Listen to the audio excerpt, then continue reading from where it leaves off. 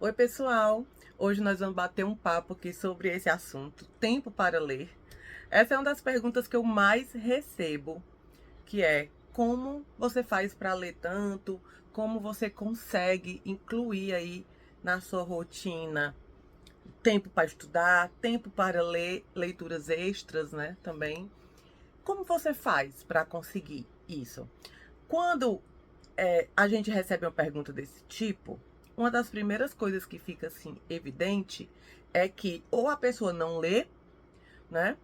Ou a pessoa ela lê, mas ela não é tão constante assim no hábito de leitura, ou ela acha que poderia ler mais do que de fato ela lê.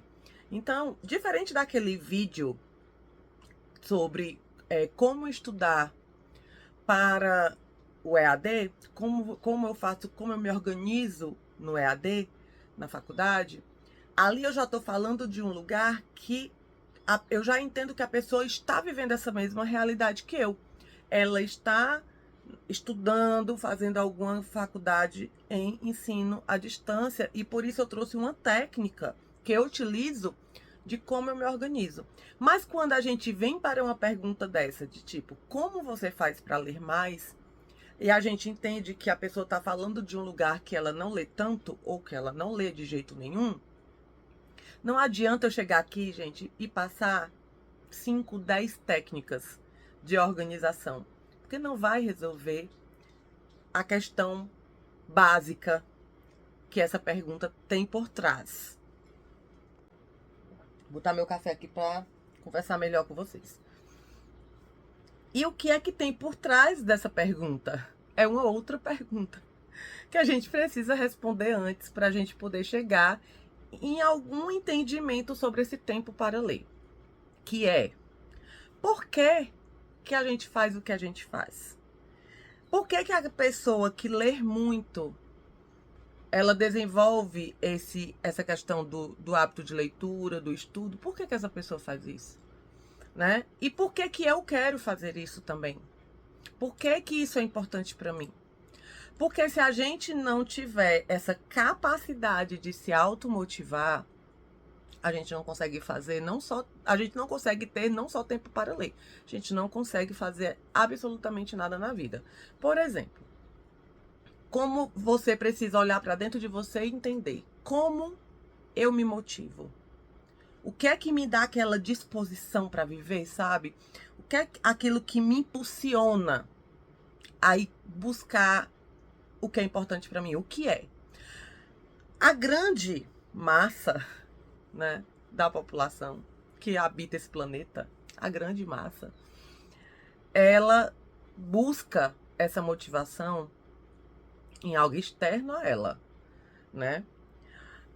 Existem pessoas que, por exemplo, elas se automotivam através da cobrança do outro. Eu acho que eu falei sobre isso quando eu coloquei sobre essa questão do EAD.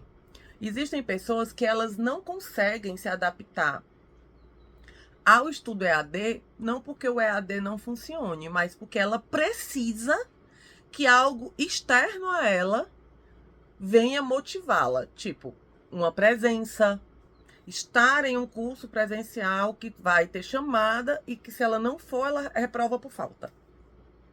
Existem pessoas que precisam disso, né? Então, são pessoas que se motivam pela cobrança do outro. Tem pessoas que elas se motivam no trabalho porque o chefe tá ali no pé delas, cobrando, cobrando, cobrando.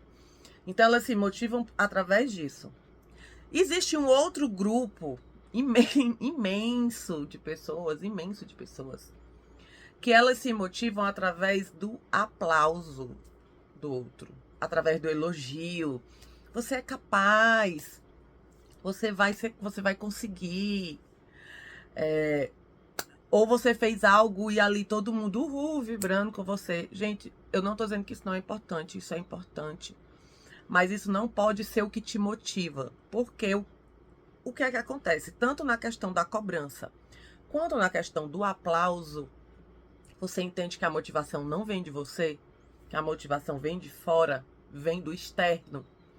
E quando isso acontece, qual é o grande perigo disso? É porque no dia que isso te faltar, você não faz. Nada. No dia que faltar a cobrança, você não faz. No dia que faltar o aplauso, você não faz. Por quê? Porque aquilo não vem de você. Aquilo vem do externo. E como é que a gente consegue descobrir a nossa motivação interna? Como é que a gente consegue descobrir, se automotivar? Aí é onde vem a má notícia. É onde vem a má notícia, gente. Que é o que quase ninguém faz. Que é olhar para dentro de si. É tirar um tempo para ir se conhecendo e criando essa relação com você.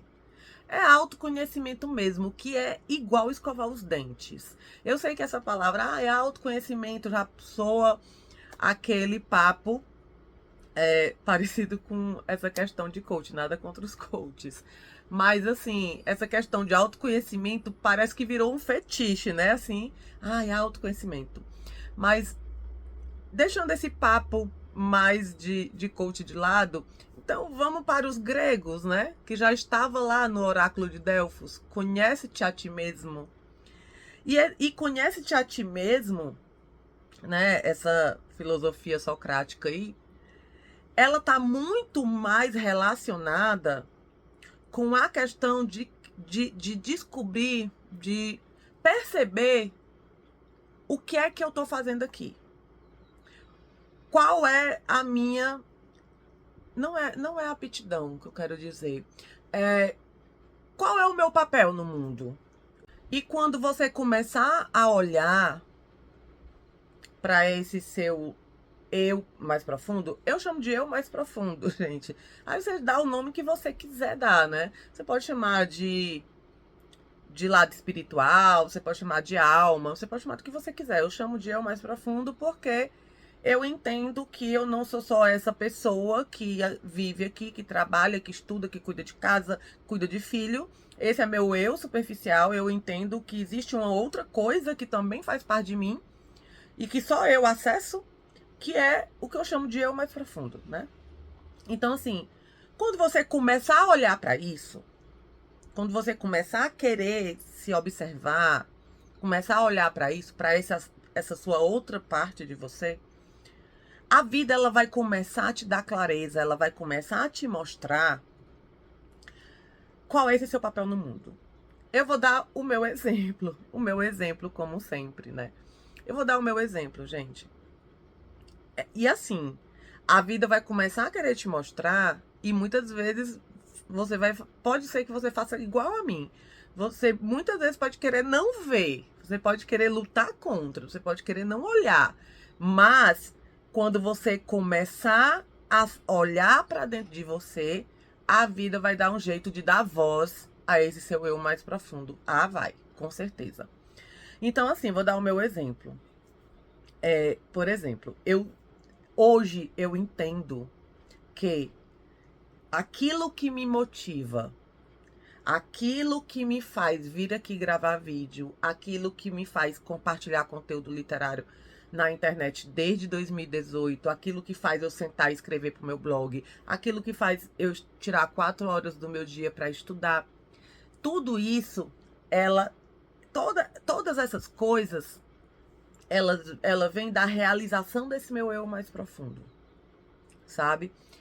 Assim, eu sou uma pessoa que eu, me observando ao longo de toda a minha vida, eu sempre amei compartilhar. Eu sempre amei compartilhar. Eu sempre amei ensinar. Isso sempre fez parte de mim. Mas eu acabei seguindo, né, um outro caminho, acabei indo para uma outra carreira. Mas mesmo no meu trabalho, que é extremamente técnico, eu trabalho com controle interno, eu trabalho com análise de processos que envolvem indícios de fraudes, né? Então, assim, é um trabalho extremamente técnico. Extremamente técnico. Mas mesmo no meu trabalho, sendo técnico, esse meu eu mais profundo tinha a oportunidade de se manifestar. E ele se manifestava. De que forma? Sempre quando tinha, por exemplo, lá no meu setor, quando precisava dar uma capacitação para novos servidores, quando precisava montar uma exposição, uma apresentação para gestores. Sempre já era assim, na boca de todo mundo, Natália. Sempre eu era chamada para fazer isso, dar capacitação, ensinar algo novo para outros servidores. Sempre essa parte de capacitar os outros ficava para mim. Sempre. Sempre foi assim. E eu vou ser muito sincera. Nos dias que isso acontecia, no dia que eu precisava dar uma capacitação, no dia que vinha um servidor, porque muitas vezes vinha servidores de outros lugares para ser treinado por mim, no dia que vinha um servidor para receber um treinamento, no dia que eu ia dar uma capacitação, era o dia mais feliz do meu trabalho. Era o dia que eu mais assim estava plena no meu trabalho. Não que eu não quando eu estou exercendo essa parte técnica do meu trabalho, eu não esteja realizando ali de forma motivada. Eu esteja desmotivada. Eu não estou desmotivada. Mas quando vinha essa outra parte, né, quando eu precisava da capacitação, quando eu precisava ensinar algo para alguém, eu estava plena. Plena. Por quê? Porque era a realização desse meu eu mais profundo.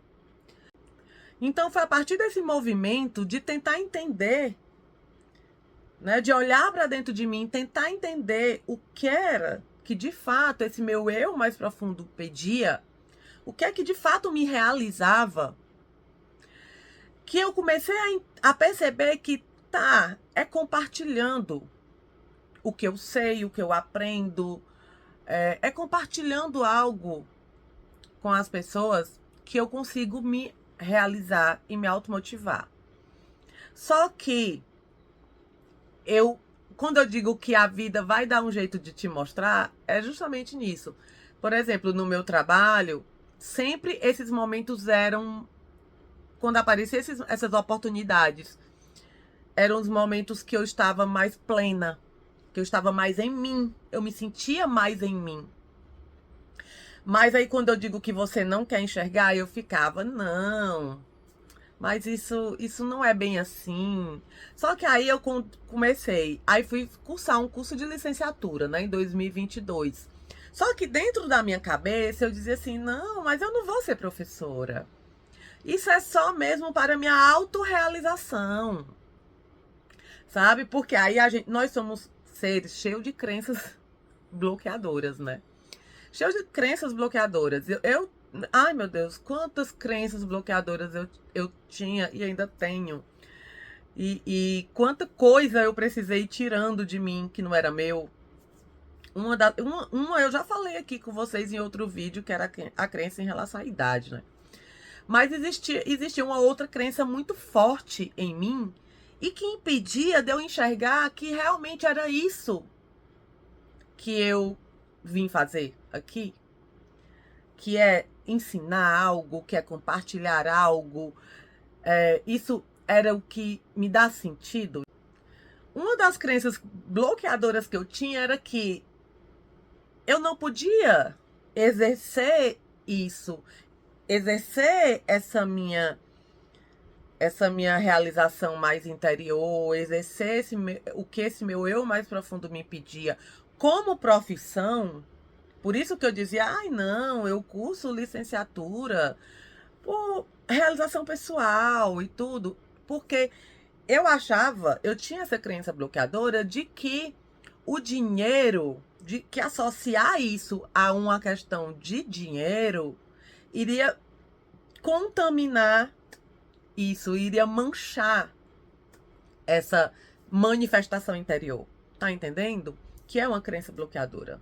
Hoje eu já tenho uma visão, gente, completamente diferente disso. Mas o que é que eu quero dizer? Já deu para entender aqui com a conversa de que não adianta técnica, de que não adianta, você pode ter toda a técnica de organização do mundo, você pode fazer todos os cursos que você quiser fazer, você pode ter tudo, você pode ter o melhor ambiente, o mais propício, você pode ter tudo, que você vai continuar sem buscar isso, você vai continuar sem encontrar oportunidades para se desenvolver dessa forma, você vai continuar achando que você não tem tempo, porque na verdade o que te falta é entender o porquê que você quer fazer isso, entende?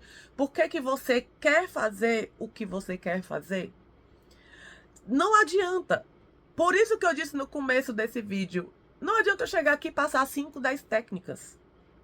Porque a técnica, a organização, por exemplo, eu sei hoje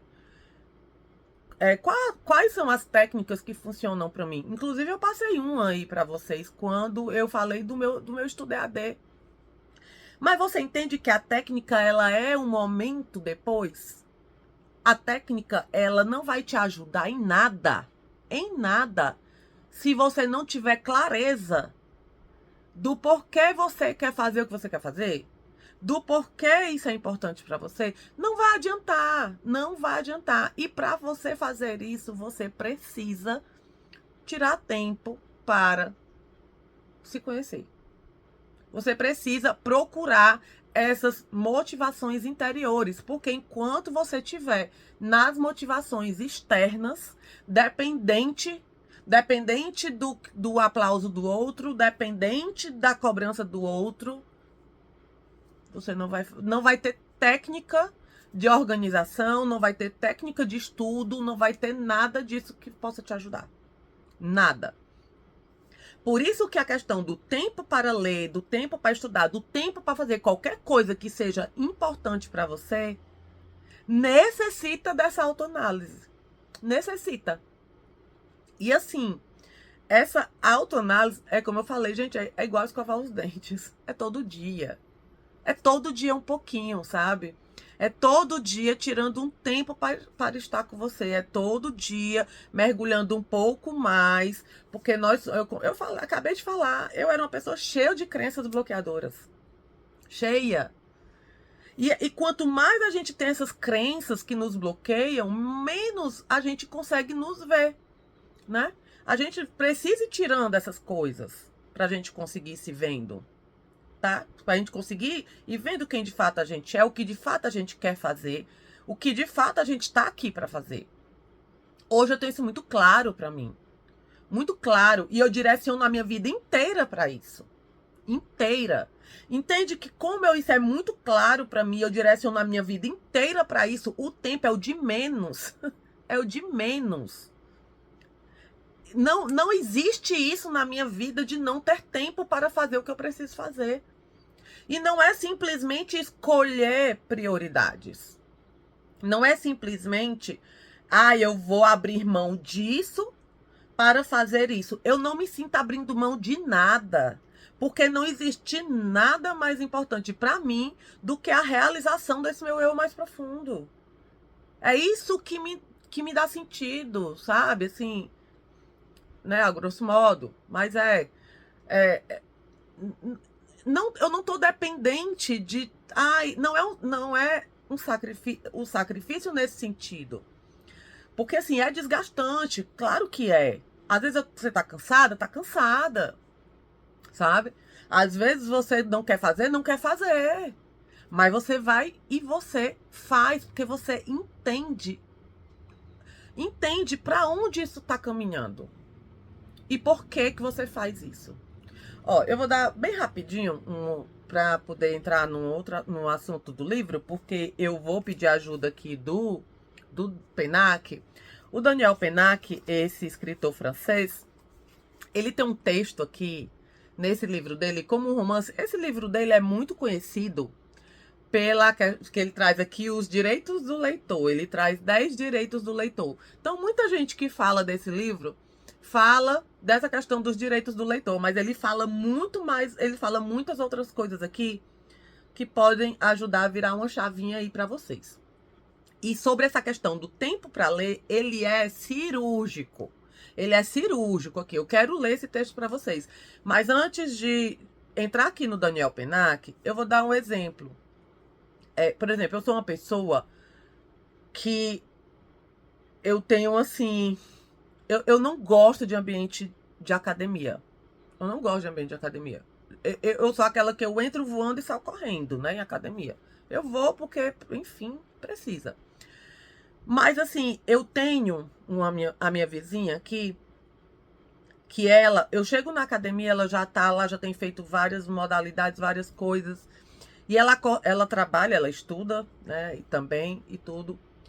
E ela acorda às 4 da manhã para conseguir incluir aí para ela conseguir incluir a atividade física na rotina dela, 4 da manhã.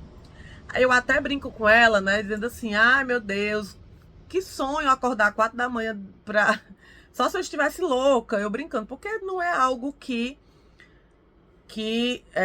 eu tenha percebido ainda essa grande relevância na minha vida. É claro que, assim, uma coisa é a gente saber que a gente precisa fazer uma atividade física. Outra coisa é você interiorizar isso e isso de fato vir como uma necessidade. Eu ainda não cheguei nesse nível.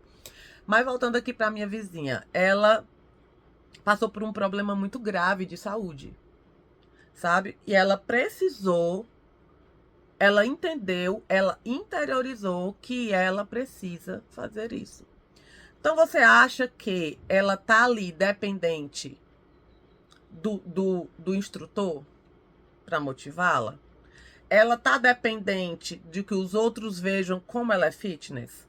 Ela tá dependente de se alguém vai admirar o corpo dela? Não, porque a motivação vem dela.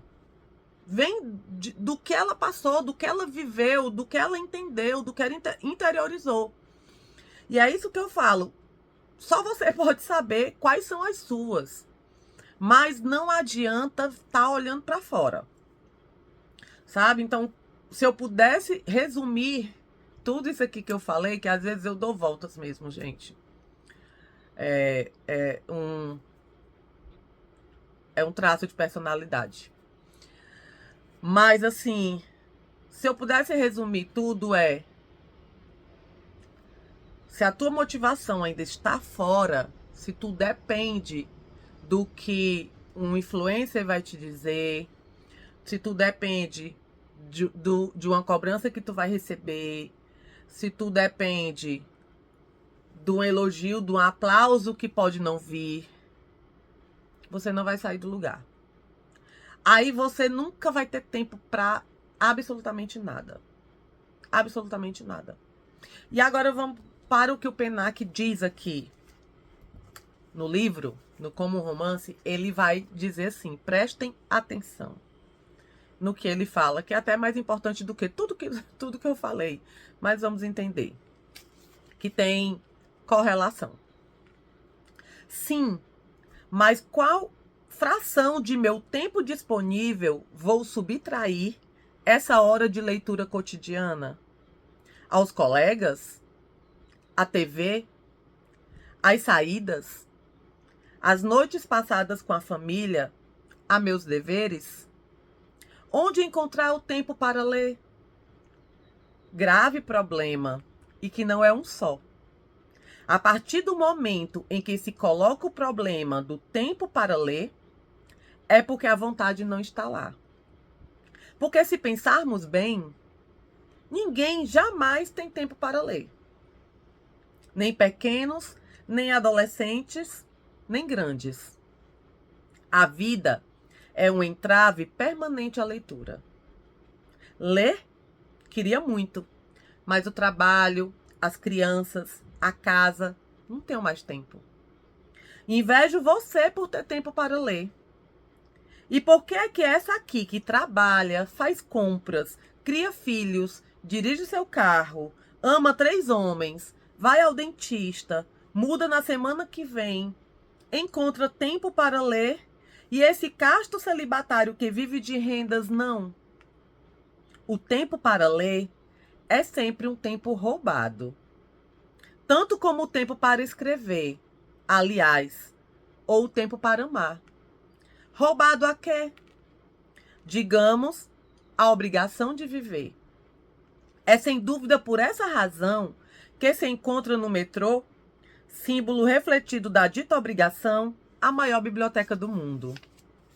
O tempo para ler como o tempo para amar dilata o tempo para viver. Se tivéssemos que olhar o ponto de vista de nosso tempo disponível, quem se arriscaria? Quem é que tem tempo para se enamorar? E, no entanto, alguém já viu um enamorado que não tenha tempo para amar? Eu nunca tive tempo para ler, mas nada jamais pôde me impedir de terminar um romance de que eu gostasse. A leitura não depende da organização do tempo social. Ela é como o amor, uma maneira de ser. A questão não é saber se tenho tempo para ler ou não. Tempo que, aliás, ninguém me dará. Mas se eu me ofereço ou não a felicidade de ser leitor. Discussão que Topete Bottas resume no slogan demolidor. O tempo para ler, eu tenho no meu bolso. À vista do livro que ele tira, um Jim Helderson 1018, Griffiths aprova pensativo. Quando a gente compra um blusão, o importante é que os bolsos sejam do formato certo. Gente, eu acho esse texto fantástico. E assim, fazendo o link com tudo que eu falei, olha o que é que ele vai dizer. O tempo para ler é sempre um tempo roubado da obrigação de viver. E você só vai roubar esse tempo quando você entender por que você precisa fazer isso. Por que você quer fazer isso. Qual é a motivação interna que te leva a fazer isso. E ele vai dizer aqui, a leitura não depende da organização do tempo social. Ela é uma maneira de ser. E ela é uma maneira de ser porque eu entendo que aquilo dá sentido a mim. Do porquê isso dá sentido a mim. Que pode não ser a leitura, pode ser outra coisa, né? A gente aqui está falando do tempo para ler, mas isso serve para tempo para outra coisa. É como se fosse um tempo para você ser quem você é. Um tempo para você trabalhar em quem você é e naquilo que você está caminhando para ser. Entende? Por isso que é uma maneira de ser. É por isso que não depende da organização social, da nossa organização do tempo social. E é por isso que é um tempo roubado. Só que você só vai roubar esse tempo para ler, para estudar, para fazer o que você precisa fazer, se você tiver muito claro e se você tiver essa capacidade de tirar de dentro de você essa motivação necessária. Porque enquanto tiver com olhar no outro, nos outros, do que não depende de você, aí esse tempo nunca vai aparecer. Ele até fala aqui: eu nunca tive tempo para ler, mas nada jamais pôde me impedir de terminar um romance de que eu gostasse. É isso, gente. Vamos olhar para dentro de nós. Vamos procurar entender cada vez mais por que é que nós fazemos o que fazemos. Sair do automatismo. Sair dessa mesmice, né?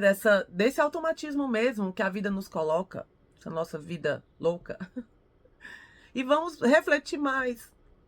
Conhece-te a ti mesmo. Qual o teu papel no mundo? Quando você começar a responder essas questões, você vai conseguir ser coerente com essa sua manifestação interior.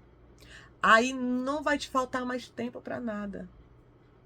Porque faltar tempo para expressar essa tua manifestação interior é faltar tempo para ser você. Entende? Aí você nunca mais vai começar um projeto e abandonar. Aí você nunca mais vai começar um livro e abandonar. Porque tudo vai estar direcionado para essa realização desse seu eu mais profundo. Aí sim, depois que você entender todas essas questões, aí você pode procurar técnicas que vão facilitar o teu processo. Aí você pode procurar cursos de organização, produtividade. Aí você pode procurar, porque vai te auxiliar no teu processo. Só aí. Primeiro tem todo esse trabalho interno para ser feito. A gente tem que mergulhar em nós mesmos, tirar essas crenças bloqueadoras que nos impedem de nos enxergarmos, entender qual é a nossa automotivação, do porquê que a gente está em busca disso, e só depois disso é que técnica vai poder te ajudar, tá bom? Um cheiro!